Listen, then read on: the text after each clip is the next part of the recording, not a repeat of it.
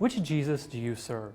In his pastoral letter, God Builds a House, Bishop Condola states, "We are called to measure ourselves against the teaching of Christ and his church, not our own imaginations or standards. We must receive the Jesus Christ who came 2,000 years ago, not create a Jesus who meets the fashions and fads of this age."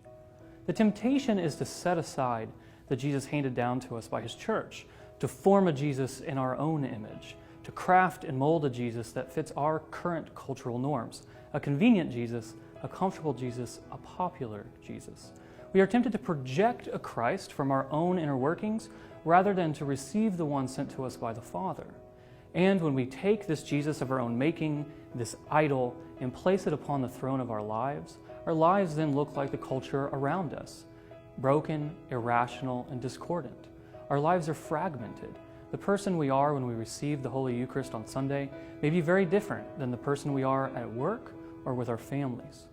Yet, there is the Jesus who became incarnate, the Jesus who founded our church, the Jesus who died upon the cross. If we invite this Jesus to take his rightful place upon the throne of our lives, then our lives look like his kingdom, a kingdom marked by justice, wisdom, and charity. If Jesus truly reigns in our hearts, then he helps us to be a missionary disciple in all areas of our lives. When we receive Jesus in the Eucharist on Sunday, we then take that same Jesus to our workplace and to our families. We show them who reigns in our hearts by the way we live. In November, Holy Mother Church gives us a wonderful opportunity, the Feast of Christ the King. It is an opportunity to ask who truly sits upon the throne of my life, who reigns over my heart and my will. Do I serve Christ, the eternal High King, or a Christ of my own making?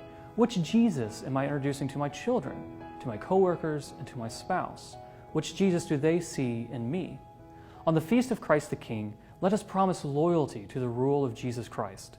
Let us offer our hearts to him, and let us advance the kingdom of God in Tulsa and eastern Oklahoma.